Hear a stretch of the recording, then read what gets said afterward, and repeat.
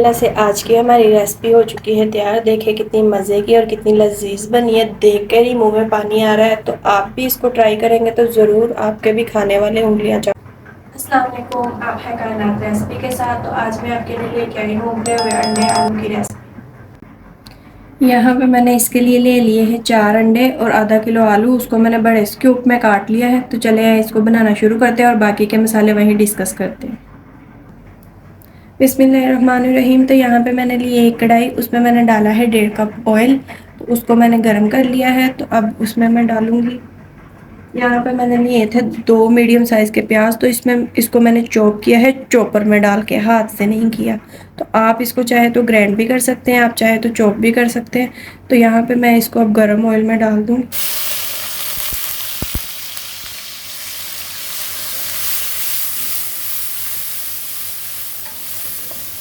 यहाँ पे इसको हमें इसका कलर नहीं बदलना, बस इसको थोड़ा सा इसका कच्चापन ही दूर करना।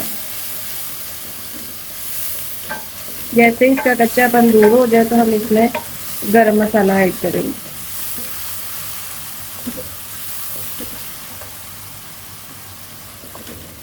यहाँ पे इस प्याज का थोड़ा सा और हम अच्छी तरह से भून लेंगे। तो साथ में इसमें डालती हूँ गरम मसाला, जो कि बहुत ज़रूरी है खुशबू के लिए भी और वैसे भी। यहाँ पे मैंने लिया एक तेज़ पत्ता, 2-3 दालचीनी की स्टिक, एक बड़ी इलायची। तो उसको मैंने कूट लिया है। आप इसमें कूट के शामिल करेंगे तो इसकी ज़्यादा प्यारी खुशबू होगी। 3 से 4 हरी मिर्ची, आधा चम्मच ज़ीरा और 2 से 3 लौंग। इसको हम यहाँ पे डाल देंगे और इसको प्याज के साथ ही हम भून लेंगे। जब इसकी प्यारी सी खुशबू आने लग जाए और प्याज का कलर भी थोड़ा सा चेंज हो जाए तो हम इसमें फिर डालेंगे अदरक लहसुन का पेस्ट।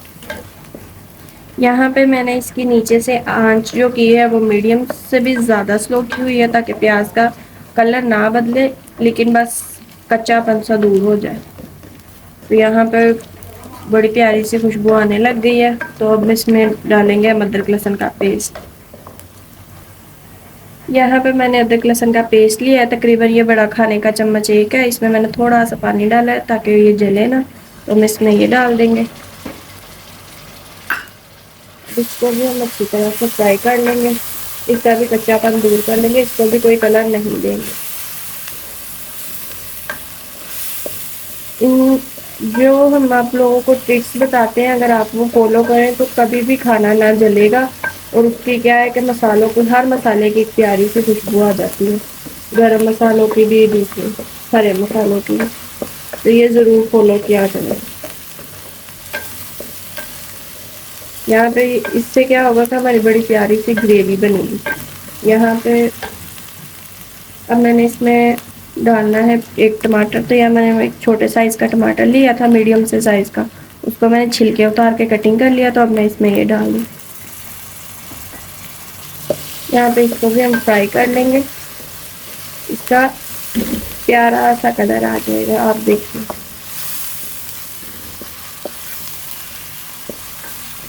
यहाँ पे, ये देखिए इसका प्यारा सा कलर आ चुका है। अब हम इसमें डालेंगे सूखे मसाले।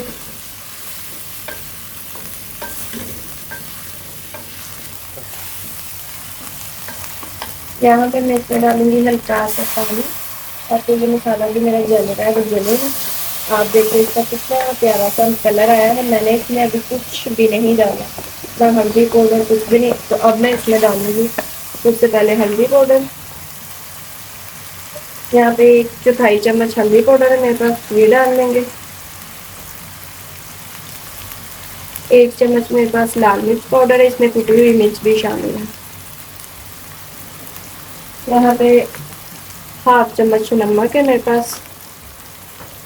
यहाँ पे है मेरे पास, मैंने इनको भी चॉप किया था ब्रिक ब्रिक चॉपर में। तो आप चाहे तो इनमें ग्राइंड भी कर सकते हैं हरी मिर्ची। इसको लगाएंगे हल्का सा पानी और इन सबको मिक्स कर लेंगे।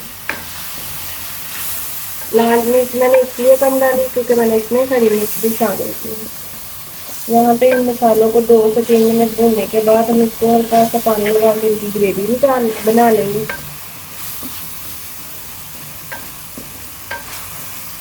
यहाँ पे ये देखिए इसका कितना प्यारा सा कलर है, इसका कलर बिल्कुल भी नहीं खराब है।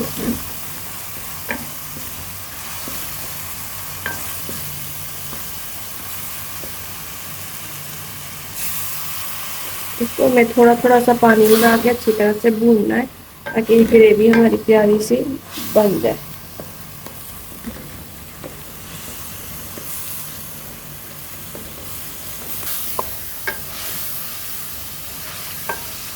यहाँ पे ये हमारे तकरीबन हो चुकी है तैयार। इसको जो मैंने दोबारा ये पानी लगाया है ना, इसके खुश्क होने तक इसको हम भून लेंगे। उसके बाद हम इसमें डालेंगे आलू। यहाँ पे मैंने जो आलू लिए थे अब मैं इसमें डालूंगी आलू। तो ये देखिए इसको मैंने ऐसे क्यूब में कट किया था, यहाँ पे मैंने इसमें आलू डाल लिए। इनको हम 3 से 4 मिनट भूनेंगे। और सबसे स्पेशल चीज़ जो हमें जब आलू डालने हैं ना, तो साथ ही यहाँ पे मेरे पास एक खाने का चमचा सूखा धनिया पाउडर, तो यहाँ पे हम ये शामिल कर दें। इससे क्या होगा, बड़ी प्यारी सी खुशबू आएगी, बहुत ही मज़े के हमारे। यहाँ पे जो हमने सूखा धनिया डाला है उससे उसकी बहुत ही प्यारी सी खुशबू आएगी और बहुत ही प्यारा सा हमारा ये सालन बनेगा। बहुत से लोगों को पसंद होता है, बहुत से लोग ये सालन पसंद करते हैं। असल में ये सर्दी के मौसम में ज़्यादा अच्छा लगता है। तो यहाँ पे हम 3 से 4 मिनट आलूओं को भून लेंगे। भूनने के बाद इसको लगाएंगे मैं आधा गिलास के करीब पानी, ये कह लें चके 2 कप के करीब पानी लगाऊंगी, जिसमें ये आलू हमारे गल जाए और ग्रेवी भी हमारी और अच्छी और बेहतर हो जाए। माशाल्लाह से बहुत प्यारी सी इसमें से खुशबू आ रही है। आप भी ज़रूर ट्राई कीजिएगा इस रेसिपी को और मुझे फिर इसका फीडबैक भी दीजिएगा कि आप अगर मेरी रेसिपी ट्राई करती हैं तो आपको कैसी लगती।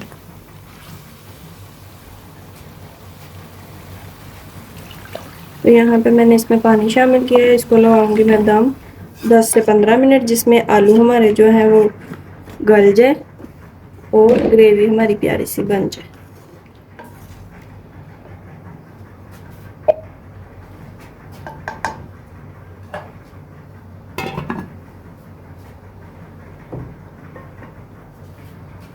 यहाँ पे मैंने इसको दम लगा दिया 15 मिनट 10 मिनट वेट कर। यहाँ पे हम इसको चेक कर लेते हैं, देखते हैं माशाल्लाह से कितनी प्यारी सी मज़ेदार सी खुशबू आ रही है। और यहाँ पे हम इस आलू को चेक कर लेते हैं ताकि ये यहाँ पे ये देखिए कितना प्यारा सा ये गल चुका है, ग्रेवी भी कितनी प्यारी सी बन चुकी है। तो अब हम इसमें डालेंगे अंडे। तो यहाँ पे मेरे पास हैं 4 अंडे, इनको मैंने पहले ही उबाइल कर लिया था हल्का सा नमक डाल के। तो आप चाहे तो इनको फ्राई भी कर सकते हैं, हम फ्राई नहीं करते, मैंने ऐसे ही डालने हैं। तो यहाँ पे अब हम इसको डाल देंगे।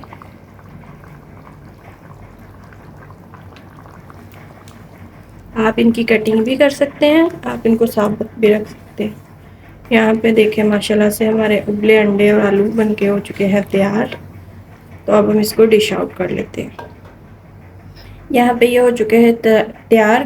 गैस मैंने बंद कर दी है। यहाँ पे मेरे पास 2 चुटकी है गरम मसाला, तो वो मैं इसके ऊपर डालूंगी ऐसे फैलाकर।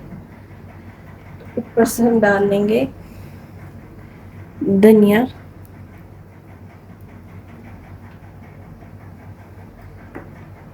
चलिए अब हम इसको निकाल के आपको दिखाते हैं। यहाँ पे हम अपनी मज़ेदार सी रेसिपी को, अपनी मज़ेदार सी खुशबूदार से सालन को हम कर लेंगे डिश में।